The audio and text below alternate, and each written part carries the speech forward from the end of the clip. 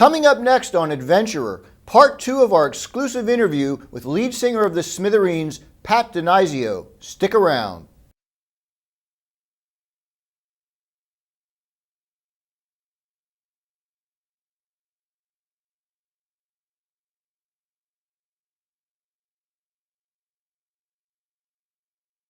Clash, James Clash.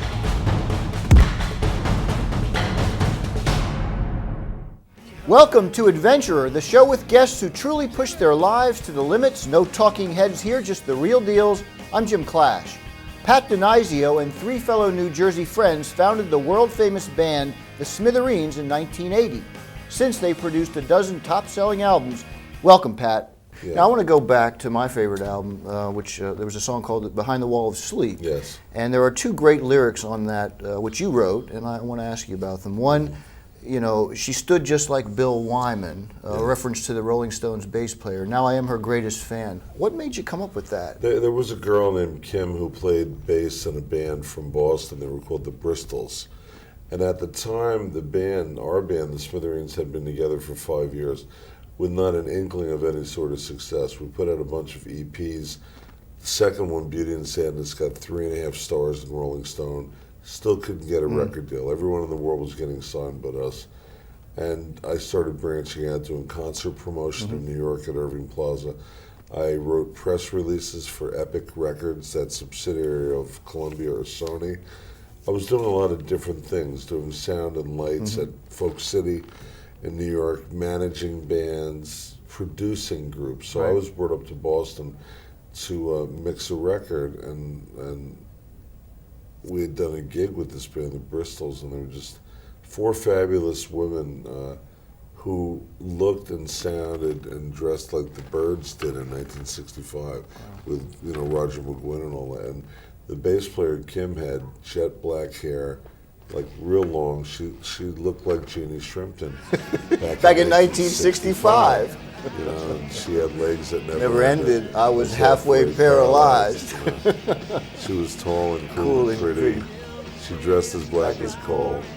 If she asked me to, I'd murder her. I would gladly lose my soul. Now, it's a very, you know, our first 2 hits were Blood and Roses, which is really, it's a great song. It's about a suicide. Yep. Yeah. And this one, I say I would, if you asked me to, I'd murder.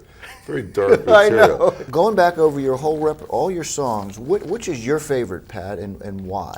Favorite? I'd say that Blood and Roses is my favorite because it's an unusual minor key song that somehow manages to also sound uplifting.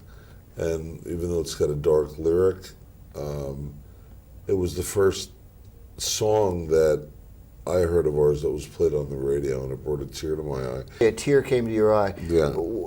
Take me back to where you were when you first heard that song, or your song on the radio, and where you were and what that felt like. Well, I was at my apartment on 7th Street and Avenue A, which I still have in New York. I've managed to hang on to it after all these years, on the Lower East Side, and we all listened to WNEW FM 102.7. And I think it was Scott Muni, and he said, here's some local heroes, and the song is rapidly becoming a hit. Here's the Smithereens with Blood and Roses, and you could have knocked me down, you know, with a feather duster or something like that. I heard on the radio, and I was in shock, and I just stood there in awe, and I just started to weep, because you work for so long for something, and a lot of it is just it's a vision quest, you know, you put it in your mind that it's going to happen, whether you know you're doing it or not. You know, you just have to put the work into it, the due diligence. But to hear the fruits of our labor being played on the nation's, at that time, #1 radio station, it was not lost to me. It had a tremendous impact. And as NEW went, so did the rest of the nation, and it caught on. Clash, James Clash.